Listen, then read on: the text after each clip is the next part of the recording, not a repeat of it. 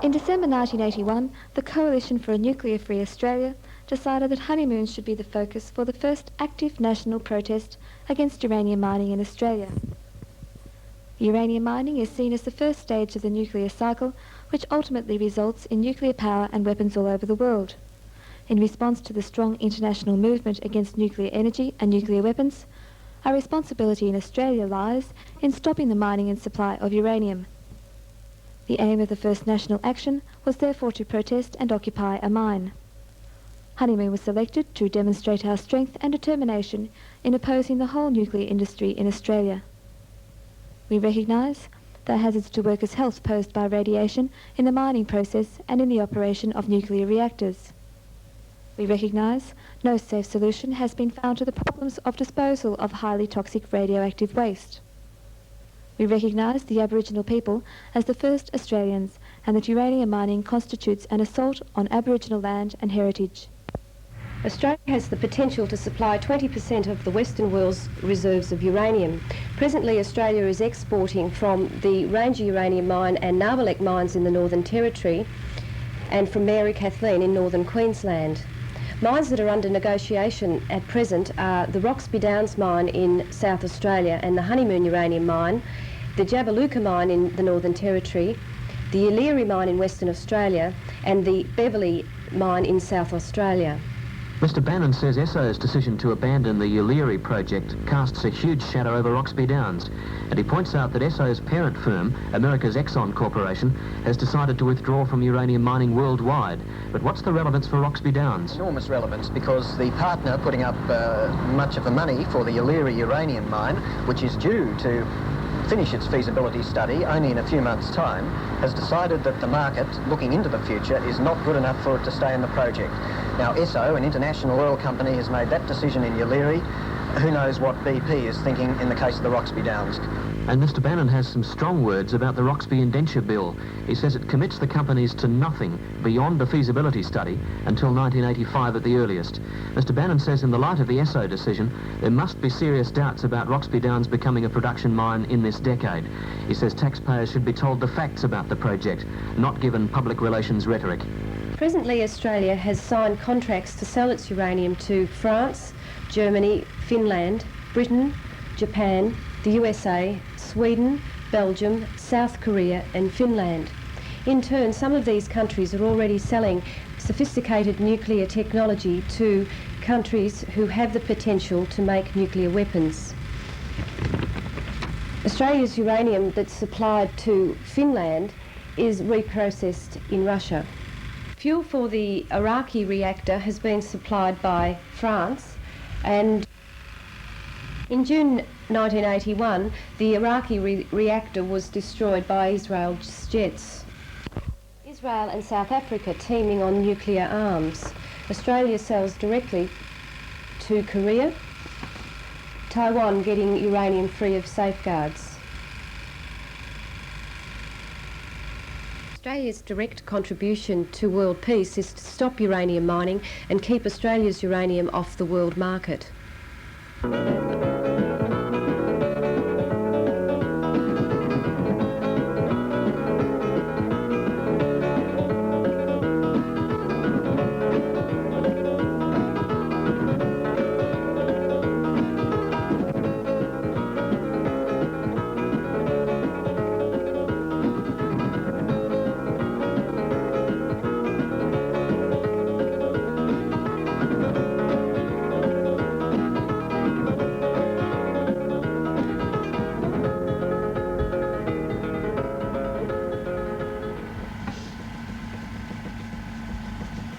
I'd prefer to work out on the Honeymoon project and work underground for the simple reason I couldn't stand underground. But if I had to work on the mines, I'd sooner work on something like that than go underground work. These lights up there too. Yeah, they're right. Might as well leave these lights there. Our role in coming to Broken Hill from the Waterside Workers Federation's point of view is that we believe that with a national protest of this size, we feel it's indicative that the waterside workers be represented, because over the years we've played what we consider to be a very important part in the anti-uranium lobby, and we continue to do so for a number of reasons, mostly for the people's point of view. It has to be expressed.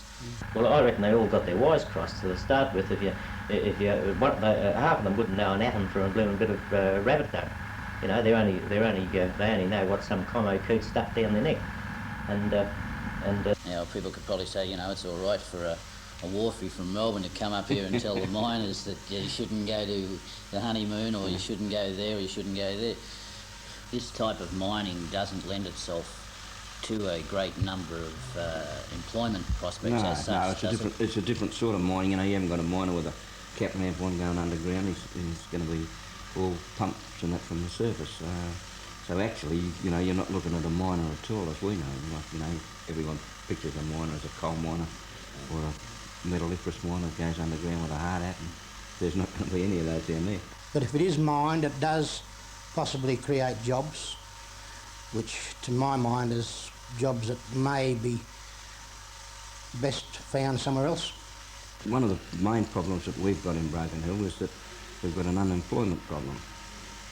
As you know, yesterday in Broken Hill there was another 30 people that received notice from the mine.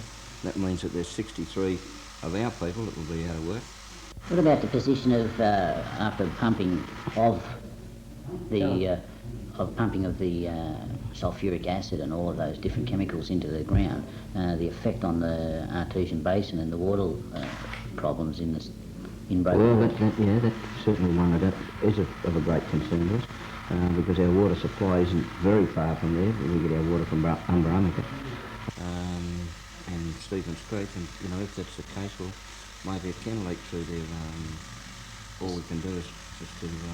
As far as the waste products of uranium are concerned, they are things that I am terrified about, and this is speaking as a private individual. They are terrifying. They can last for hundreds of thousands of years, and the dangers to the future generations of this country, and any country where it may be, is horrific in my mind. Fred, can you tell us a little bit about Radium Hill and what's happened down there? Yeah, well, Radium Hill would be a typical example of what happens to a mining town when it closes, and especially a uranium mine. It closed practically overnight, and everybody just left the town as it was. They left the cockies in the cages, they left the fowls in the runs, left the dogs on the chain. They just took what possessions they wanted. There was homes down there, churches down there. Some of those places have been moved into Broken Hill, and quite a few of them have gone to Adelaide.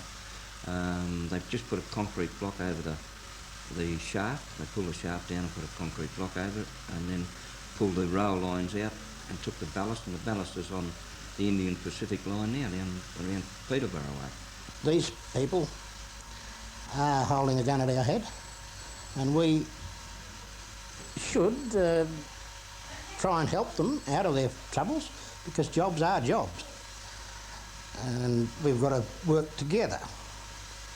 But I'm afraid that multinationals are not very trustworthy, especially BHP.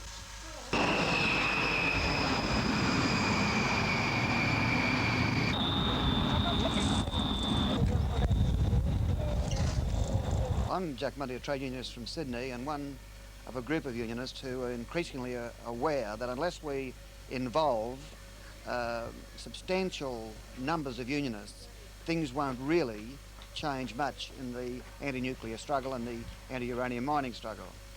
I think that the ACTU decision this week in Brisbane was heartening, an education program right throughout the union movement.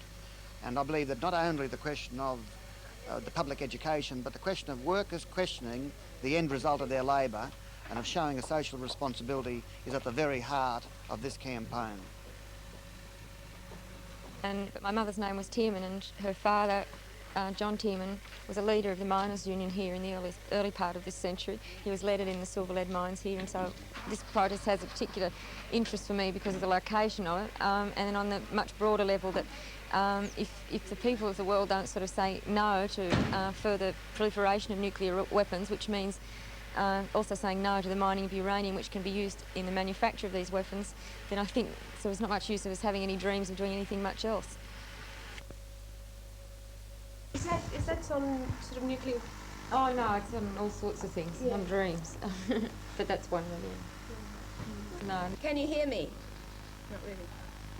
Only using one camera, Fred, camera 2. Camera shooting too much arrows. Here we go. 5, 4, 3, 2. The anti-uranium mining at Honeymoon. First of all, I'd like you to meet on my right, Ali Fricker, good afternoon. Hello. And also Jeannie Lewis on my left. Hi. Hi. First of all, I'd like to speak to you, Ali. What's your role to do with the anti-uranium mining situation in Australia? Well, I'm mainly based in the Carpentaria area, and I work there for Friends of the Earth. I'm the organiser in that area. Right. Well, Jeannie? As a performer, I sort of believe in performers singing or writing about what they believe in. My involvement here is a part of my own sort of broader beliefs against nuclear war, and therefore for me against uranium mining. Broken Hill's special interest for me because it's sort of where my mother came from. My grandfather was leaded in the mines here, so there's another legacy from different sort of mining. Right, and where's your mother at the moment? Oh, my mother, no, she lives in Sydney now. She was a teacher and she's in Sydney. Right, and how long are you over here for? Well, we're up for the weekend, and then we're going out to the Honeymoon mine, and we'll be staying there as long as we can on the mine site, and to try and stop them going ahead with the Honeymoon mine. That's the first uranium mine to actually start production in South Australia in this current period. Right. What do you hope to achieve from the rallying that you tend to do in the future?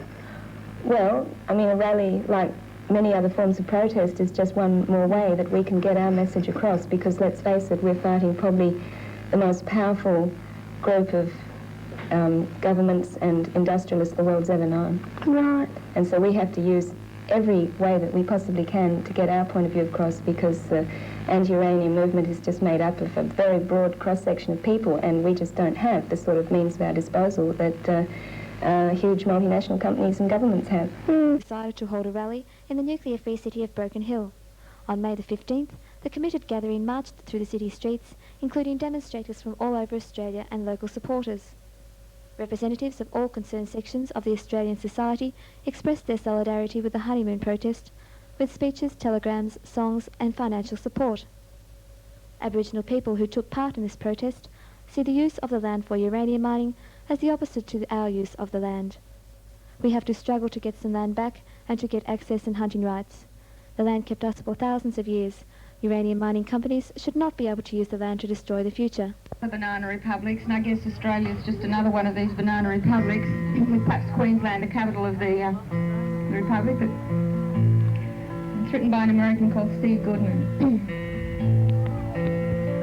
Down to banana republics, down to the tropical sun, come the expatriated Americans, expecting to have some fun, spending their renegade pesos on a bottle of rum and a lie, singing, give me some words I can dance to, and a melody that rhymes. Down to banana republics, down to the tropical sun. The next speaker at this morning's meeting was ex-Labor Senator Jean Meltzer. The other area that worries us is, without any thought, presumably, without even showing a care, they're going to use a method of mining out here that might endanger one of the great artesian basins of Australia. Right through the Fox inquiry, it was said, we don't know where the water comes from. We don't know where it goes. We don't know anything about the internal underground water system of Australia. And yet, with that having been admitted in an official government report, they will still let these people go out there and endanger that whole resource, and endanger it when there isn't that much return to come from a uranium mine. Thank you. I'd like to share a story with you first, which I think is pertinent to what we're about today. It seems that over 200 years ago, a small British sailing ship was bound for the colonies in America, and it caught fire in the middle of the Atlantic. There were two priests, and the first priest turned to the second priest and said, "Let us retire to the back of the ship, and there we can pray." The second minister turned to the other one and responded saying, "No, we must go down to the hold and join the fire bucket brigade and pray at the same time." It is a double-edged fire of nuclear weapons and nuclear power. Indeed, those two powers threaten the security of the world and all of her peoples. My Christian faith propels me to add my support to the Fire Bucket Brigade. The time has come for all people of all faiths to leave the safety of the rear deck and join the struggle in prayer and action to extinguish the fire which threatens the whole destruction of this gentle planet Earth. Cannot allow work to proceed, work of uranium mining that threatens humanity and threatens the whole future of society. The time has come for members of the Uniting Church and other Christian denominations who have voiced their opposition to uranium mining to become active. So I believe that this movement, the anti-uranium movement, the anti-nuclear movement, whether it be for so-called peaceful purposes, which of course we know there is no such thing, it's the greatest misnomer, or for a Holocaust purposes, that this has to stop, that in fact this movement has to cease to be the biggest political movement of our time. Thousands of family in the Harrisburg area, indeed part of my family and also very close friends, live with the daily reality of the cleanup operation and its difficulties regarding the highly radioactive waste. Added to these stressful factors are the very real possibilities of the venting of radioactive contaminated gases. And then we had the propaganda which is being displayed on television and newspapers, which are trying to tell the people that there's nothing to worry about. But the people of Harrisburg and the people of the United States are worried, and they're becoming active. And any society that is just blindly into rampant growth, regardless of what sort of growth, must be stopped. We've got to talk at all times about a stable economy, about more egalitarianism and a sustainable socialist society, and that's the only way that I can see humanity living in peace in the 21st century. They were very largely responsible, I believe, for the admirable policy of the Australian Labor Party towards uranium mining, that is their position of caution. And we have now, after that, Don Dunstan had to resign due to ill health and other reasons, and the state very quickly fell into the hands of the now Tonkin Goldsworthy administration, and we have been misguided by that administration. They are pinning their whole future of their party, their government, on development of the very enormous uranium deposits in the north, not as far north as Honeymoon. But the extent of that deposit is still not yet really known, but many people believe it's possibly the largest deposit of uranium in Australia. So we are in South Australia at the moment at an incredibly critical stage for the future of this industry in our state. Based in Broken Hill, and we have been fighting for land rights. We've recently set up a land council out at Menindee. We feel that if the government can give the mines, give mining companies right to mine on land and dig uranium out of the ground, they should give us land to live on. The Aboriginal people have been fighting for land for years. We fought them all we could. We changed them, we told them they were no good. In time, our curse will come. A surging tide,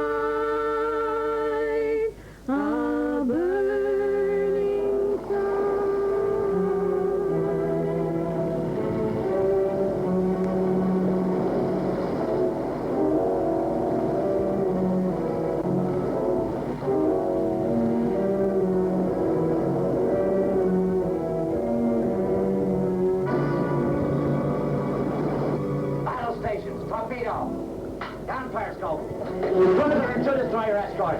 Battle stations, torpedo.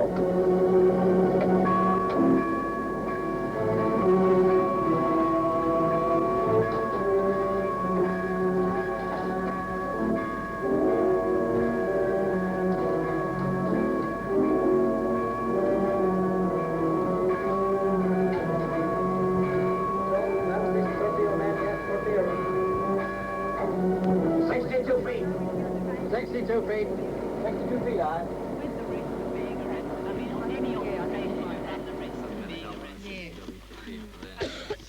Sometimes you've got to run risks. And what do we know about the area that's been fenced off and all that? Not much, I'll probably tell you. Well, all we know I understand, is that we have been told that there would be bloodshed if that area was occupied. The 2%. But that's a rumour. That's all we know. No, that's over the high fence. That's over the high fence. That's over the Has Ian Hall, have you got the Geiger counter? But the point is, if you go into occupied for 24 hours and you go over the fence and they arrest you within the first hour, well then you're not going to be there obviously 24 hours. Yeah. No, unless you come back and go in again. It's a sort of non-question then. It's a general announcement. It's a matter of whether you're prepared to occupy it or not. I understood the affinity group process to combine any people who were not in groups already took place at Sturt Park. If that's not the case, if there's anyone here who isn't in an affinity group, it's really essential that you come here afterwards and get affinity. The officer in charge is Beef, who is a South Australian police officer, and he has complete control. Was there any talk about the tactics that they would use, such as using dogs or horses, this type of thing? That was not discussed. What we're saying is that when we are on site, basically, although the police have given us some assurance that we are permitted on site, we will be there in non-compliance. The best thing to do would be simply to go with the officer concerned, and especially not to struggle back or try to kick back, unless it's really self-defence. They're not involved in any arrest situations. I don't think there'll be any guarantees for people who are obviously with the protest. I mean, I have no idea how anyone could assure anyone of that. It's a better idea to carry some identification with you and some proof of substance if you have it. I've got a large amount of cash on me.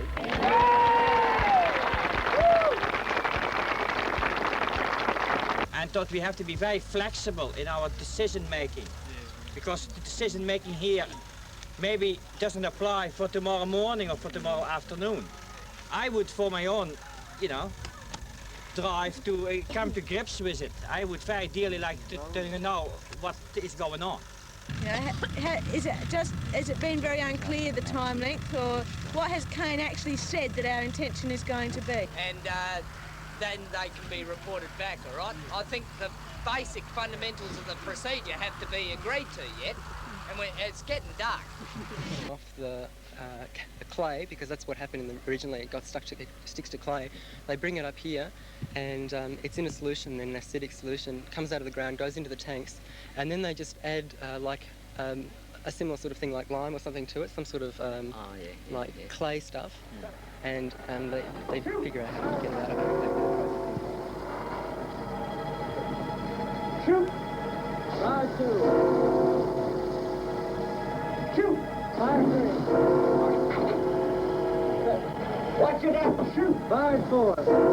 Hold me up! Shoot! 1-5.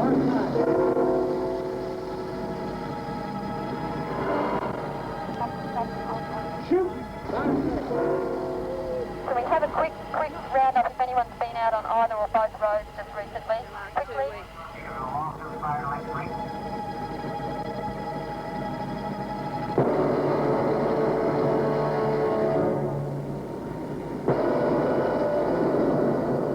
Under the forward stack.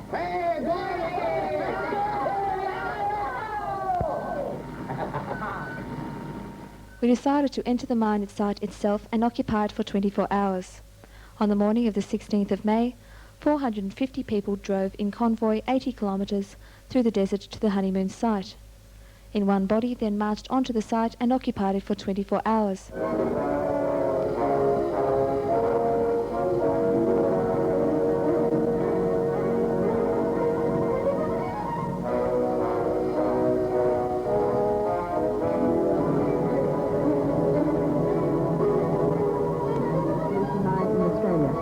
Protesters argue the process is so dangerous it should never be allowed to operate, as Prugard reports. Honeymoon shines in the sun, a small metallic star in the middle of the desert, an hour and a half's dusty drive from Broken Hill. It's a desert where life has to struggle to survive, where underground water has to be pumped for stock. And now there's to be a mine, radioactive no less. Honeymoon's uranium lies several layers below the surface, below 2 layers of salty groundwater, barely usable. Each layer is separated from the others by impervious clay. But the clay isn't continuous. It has gaps in it. The mining company here, AAR, plans to inject acid below the stock water level into the uranium layer, dissolve it, suck the uranium solution up to the surface in plastic pipes, concentrate it, dry it out, and turn it into yellow cake. Radioactive waste will be pumped back underground. But the protesters see above-ground problems too. This is the beginning of the site's processing plant, being built by South Australian metal workers the union refuses to cover. During above-ground processing, radon gas will be given off. Radon has several radioactive daughters and eventually converts to lead. It is extremely dangerous.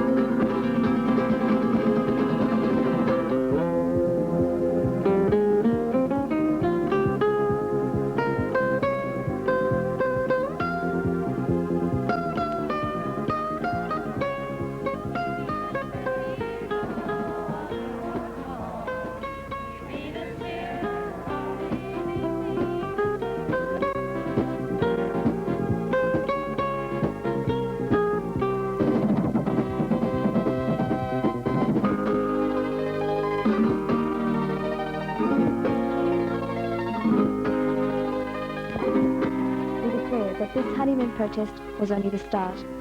We demand from those responsible for uranium mining to stop the mining, processing and exportation of uranium. We, as representatives of the anti-nuclear movement in Australia, are prepared to take all necessary actions to stop uranium mining in Australia.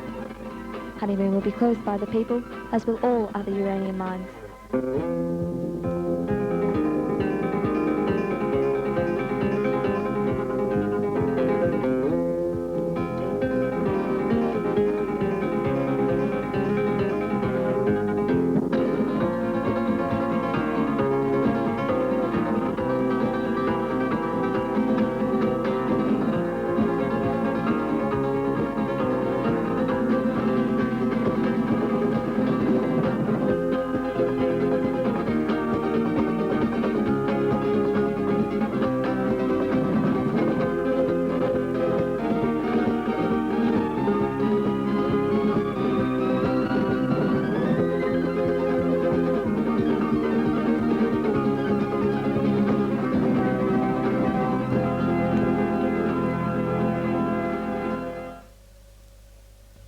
We protest against the excessive deployment of police to protect the mining company's interests by officers, horses, dogs, patrol cars, and a spotlight tower on the scale of a military operation.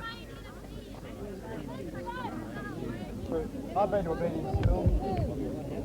We've all been to obedience school. We were all brought up in this society. Well, I'm saying there's a sort of a relationship getting up here, because here we are sitting outside the Honeymoon plant, and we've virtually been patted on the head by the state apparatus. We'll be reporting that back to our workmates immediately. We'll be taking every effort we can to continue this work amongst waterside workers. Overwhelming majority in favour of solidarity action here along the lines of non-violence. That is what is being stuck to here. Thank you. And just looking at it, I'm absolutely disgusted and outraged at the public money that must have been spent on fixing up that rubbish up there. Another demonstration as we did it coming from the start now around this mine site. Burn the honeymoon cake and go united from the site and go back and plan other actions for the next time. Proposal. We have a proposal. The group that stayed here last night talked a lot, and we talked. The proposal is that something of a definite nature be carried out against the fence here, that there be some sort of significant display that people here are angry about that installation.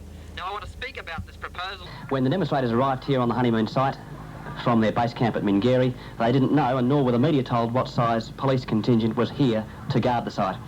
However, I understand that there are members of the dog squad, there are mounted police, and my information is that there are possibly as many or more than 70 police in all, and they're camped about 10 kilometres away northwest of here on Uramba Station. They've been here from at least Friday night. This is an interview that was recorded with two people who stumbled onto the police camp, which was situated 3 kilometres from the mine site.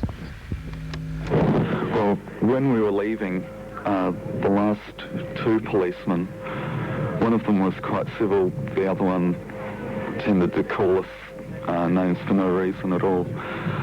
We'd get out of the car and he'd say, "Right over here, Punt's head."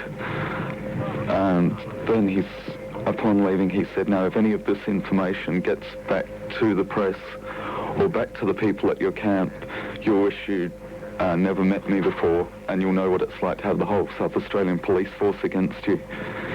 He said, "We've got memories like elephants, and I patrol everywhere between here and Ceduna, so if I ever see you again, you'll wish you've never seen me here tonight." Greg and Dave of Wyler, who've learned that policemen aren't always nice when you ask them the way. We've talked about occupying the mine site. I mean, to be perfectly frank, we haven't occupied the mine site. The mine site is in there. What we've done is to come onto a piece of land. Searchlight is the land that they're protecting. That is the mine site, so we haven't occupied the land. Second, for a while, here is a foreign-owned military because it's a uranium installation and it's a base. It looks like a base. When you get close to it, it looks just like Pine Gap. We all know that Aboriginal people first owned this land. When I raised this flag, I declared this mine site Aboriginal property and asked the police to move the mine-occupied drillers off the place. Yeah! Now declare this Aboriginal land.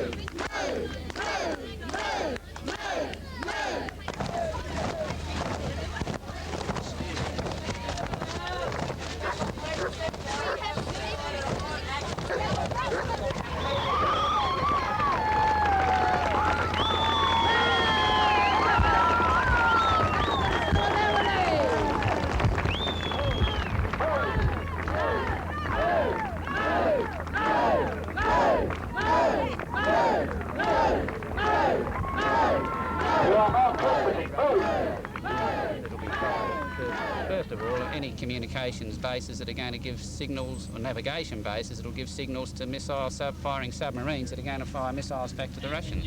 You're presuming that they won't, where they're targeted, they won't land, where they will be targeted, so to speak. Is that what you're just saying?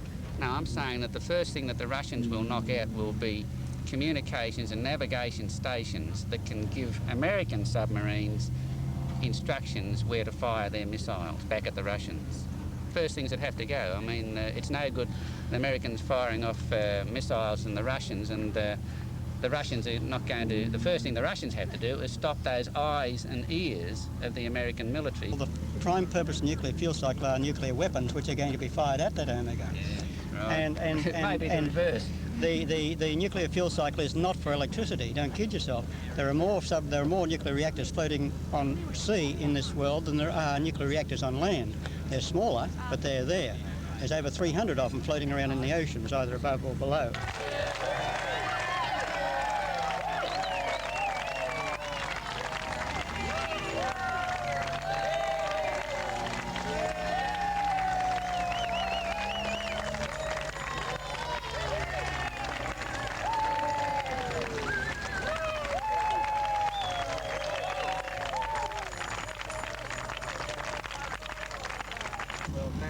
I gave you does have phone numbers on it, but I'll give you addresses and I'll make sure that I get yours before I go, and we'll send you invitations and keep you in touch with what we're doing. Argentina's most modern warships were sold to her by Britain.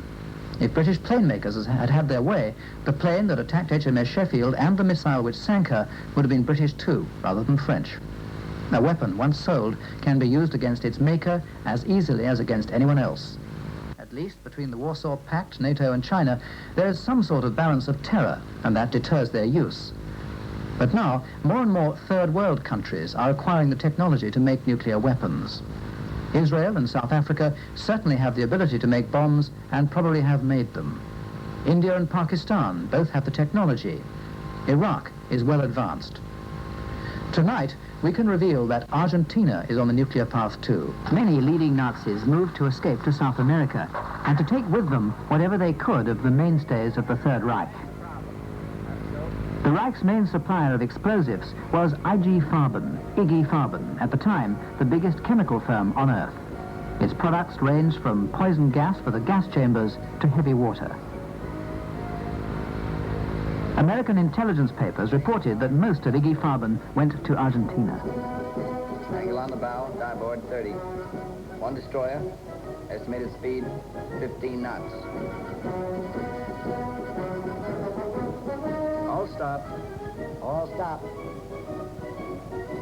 Right 10 degrees rudder. Right 10 degrees rudder.